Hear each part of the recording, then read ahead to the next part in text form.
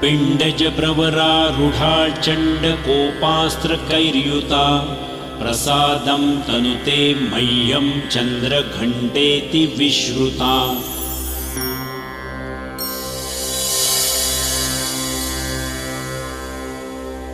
या देवी सर्वभूतेषु मा चन्द्रघण्टारूपेण संस्थिता नमस्तस्यै नमस्तस्यै नमस्तस्यै नमो नमः।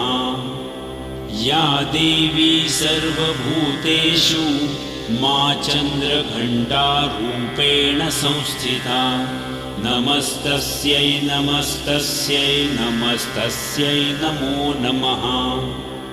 या देवी सर्वभूतेषु मा चन्द्रघण्टारूपेण संस्थिता नमस्तस्यै नमस्तस्यै